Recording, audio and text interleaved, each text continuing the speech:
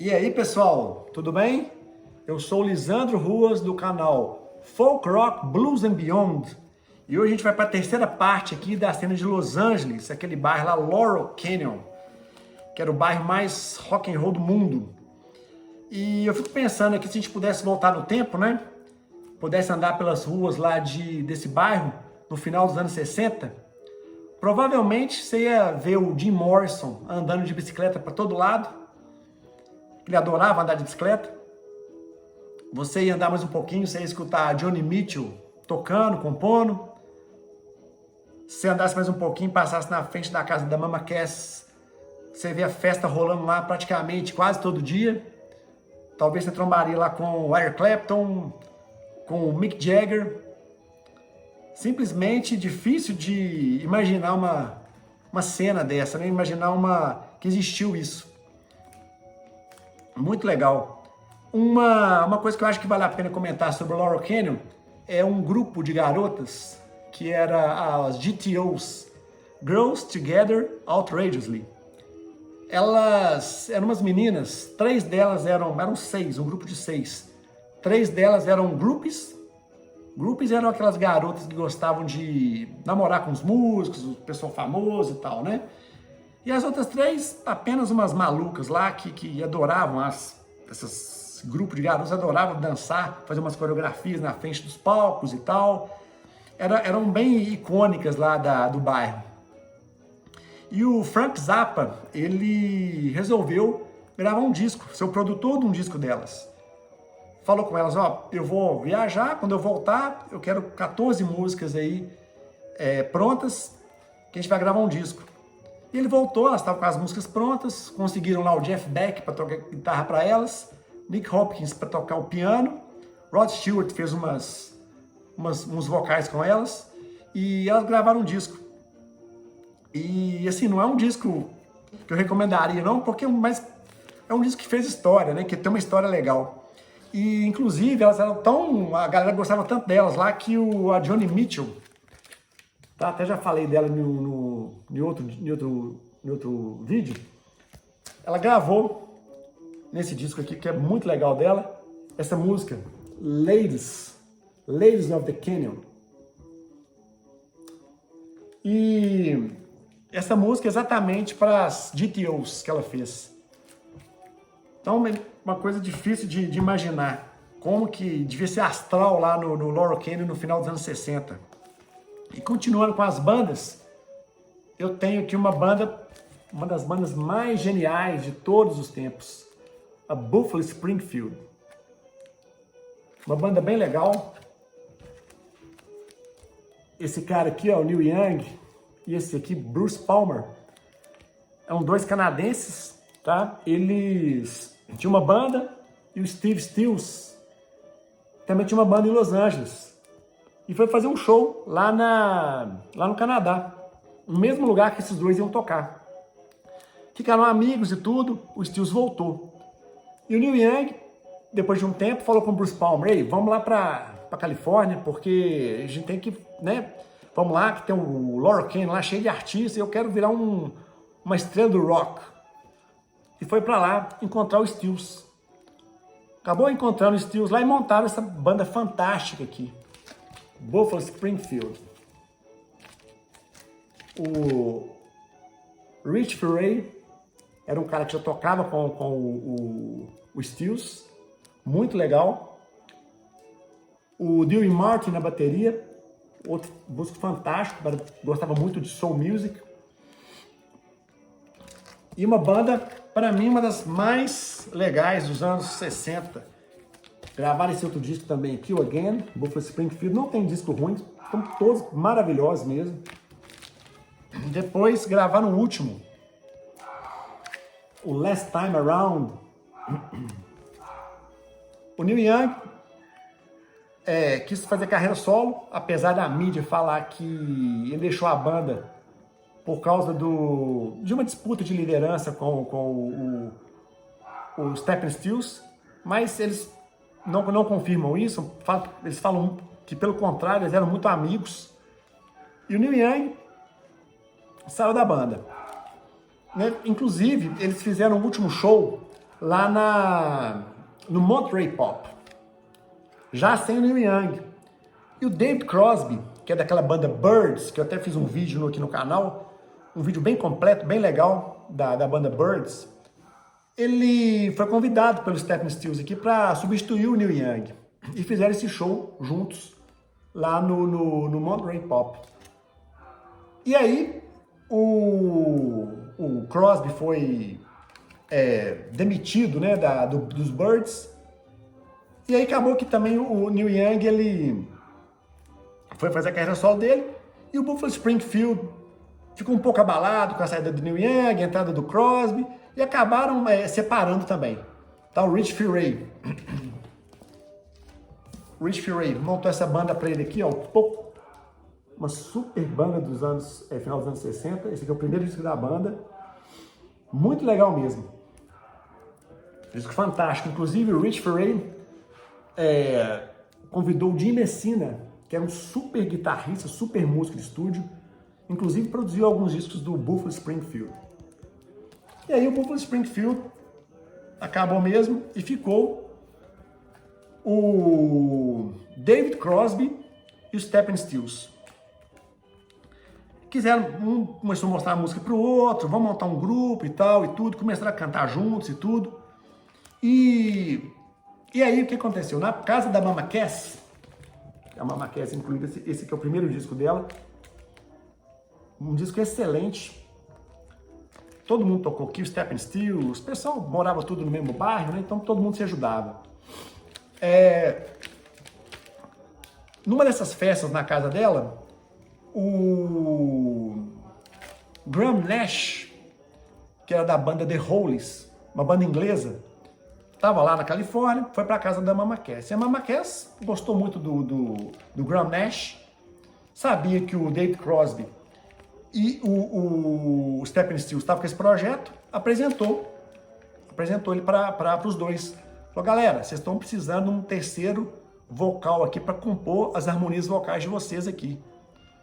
E aí os caras gostaram demais do Graham Nash e montaram o Crosby, Stills and Nash. Descasso, o primeiro grupo do trio. Tá, e nesse disco aqui, obviamente, não tivemos dificuldade de arrumar a gravadora, porque o David Crosby era do Byrds, uma banda já super famosa, Stills do Buffalo Springfield, famosa também demais, e o inglês aqui, da banda Hollies, que é uma banda que tinha vários sucessos já nos Estados Unidos. Então, arrumaram uma gravadora rapidinho, e apesar de todas as composições terem sido feitas de forma acústica, inclusive até o David Crosby fala, a gente toca esse disco todinho aqui, ó, dentro do quarto, se for preciso, dentro do quarto, assim, você pega um violão e faz o disco inteiro, né, porque ele foi composto dessa forma, mas para gravar, eles preferiram gravar com bateria, com guitarra e tudo, para dar mais um punch nas músicas. E aí acabou que o Stephen Stills gravou todas as músicas, com os instrumentos do disco. E aí, obviamente, esse disco fez um sucesso tremendo lá nos Estados Unidos e começou a aparecer os convites para as turnês, né? Só que aí como é que eles iam fazer? Como é que eles iam reproduzir esse disco aqui, sendo que o Stills teve que tocar tudo? Né? Aí, além de chamar um baterista, um baixista e tudo, ele precisava de uma outra guitarra. E aí, pensaram em chamar na verdade, o Stills, que já era amigo do Neil Young. Cara, vamos chamar o Neil Young e tal. De início, até o Nash e o Crosby, eles foram contra essa ideia. Não, pra que vai chamar mais um cara? A gente já tá bem entrosado aqui, a gente já tá bem legal aqui, não precisa de mais ninguém, né? E aí, acabaram pondo o pé no toco, assim, não queriam chamar o Neil Young. Só que aí o Stills, pelo menos conversa com o cara. E aí, em conversa com o Neil Young começou a tocar as músicas que ele compôs e tudo, assim. Aí os caras, como é que você não chama o cara? O cara tem músicas lindas e tudo. Vai ser uma honra gravar essas músicas, ter essas músicas nos nossos discos. Aí aceitaram o Neil Young. E aí eles gravaram esse primeiro disco aqui, já no formato de quarteto Crosby, Stills, Nash Young, um descasso também. Gravaram mais esse aqui ao vivo e tudo. E aí o Neil Young, mais uma vez, querendo a carreira solo, largou aí o quarteto, né? Largou o quarteto e acabou que também por outras brigas aí, né? Principalmente nessa fase de turnê, eles acabaram cada um querendo fazer a carreira solo. O Stills gravou esse primeiro disco dele, um disco fantástico. Inclusive uma faixa aqui, o Jimi Hendrix gravou a guitarra, em outra faixa o Eric Clapton gravou. Então, um disco super legal do Stephen Stills, o primeiro disco dele solo. Depois, aí o Nash também gravou um disco também solo, e o Crosby também gravou um disco solo. Esse disco aqui participa de Johnny Mitchell, a galera toda lá do Laurel Canyon. Neil Young já tinha gravado esse disco e foi gravar o segundo disco dele solo. Esse aqui, ó. Everybody Knows This Is Nowhere. Para mim, esse segundo disco dele é o mais legal, um dos mais legais. Eu acho que se eu fosse fazer um ranking aqui dos 10 melhores aqui, esse aqui tá ali no meio, tá, gente? Para mim, um dos melhores discos do Neil Young. Muita gente prefere esse aqui, ó, After Gold Rush. Inclusive, né, vocês aí, comentem aí qual é o disco favorito de vocês aí do Neil Young. O meu é esse aqui. Adoro todos os discos do Neil Young, mas esse aqui para mim é o mais legal. E aqui ele montou a banda Crazy Horse com Danny Whitten, Bill Talbot e Ralph Molina. Um descasso. Os caras não mexiam com Fender, guitarra maciça, não. Os caras eram só Gretsch, aquelas Gretsch semiacústicas. O Danny Whitten fazendo um dueto de guitarra com o Neil Young, assim, inacreditável. Fantástico, fazendo os vocais com ele, cantou as músicas quase todas com ele, o Danny Whitten. E a cozinha, né, o baixo e a batera, muito legal esse disco. Inclusive, foi aqui um disco que mais influenciou aquele estilo grunge, lá de Seattle, né? Foi esse disco aqui. Muito legal. E aí o Stills montou uma outra banda também lá da cena, que o Stills montou, foi o Manassas, com o Chris Hillman, baixista dos Byrds. Descasso, esse aqui é um disco duplo, o primeiro disco. Posteriormente, eles faziam shows juntos, sempre rolava, porque a banda fez tanto sucesso que sempre a galera chegava grana nos caras para reunir de novo, fazer uma turnê e tudo mais. Nesse meio tempo eles gravaram, o Neil Young gravou na metade dos anos 60, dos anos 70, Neil Young gravou esse disco com o Stephen Stills. E o Graham Nash e o David Crosby gravaram esse disco também. E esses dois foram os que mais ficaram juntos, que deram mais certo assim, depois dessa fase. Foram os dois. Gravaram muitos discos ao longo dos anos 70. Muito legal.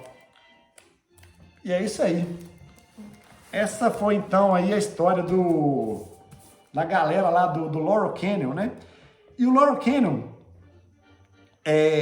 infelizmente, o Charles Manson, que era um lunático, um líder de uma comunidade hippie, ele teve aquele episódio do assassinato de uma atriz, Sharon Tate. Ela foi assassinada ali pertinho do Laurel Canyon, e depois desse evento, os músicos ficaram com medo, a galera ficou muito com medo e começaram a mudar lá do Laurel Canyon. Infelizmente, aí a cena foi só se esvaziando, e hoje o bairro é um bairro comum, obviamente, com muita história ainda, né? Tem muita história lá, os lugares lá que você, né, pode reconhecer, né, através de fotos que você você ver dos anos 60 e sei lá pessoalmente ver, mas infelizmente depois desse evento, desse assassinato, os artistas começaram a mudar de lá, procuraram, né, casas mais reservadas, com mais segurança e tudo mais. Então aí a cena acabou do Laurel Canyon, mas foi fantástica essa fase. No final dos anos 60, ali, comecinho dos anos 70, o bairro mais rock and roll do mundo. Beleza, gente? Então, finalizando aqui, os 3 vídeos aí da cena de Los Angeles. E aí, pessoal, quem gostou aí, deixa o like e vejo vocês no próximo vídeo. Muito obrigado, valeu, até mais!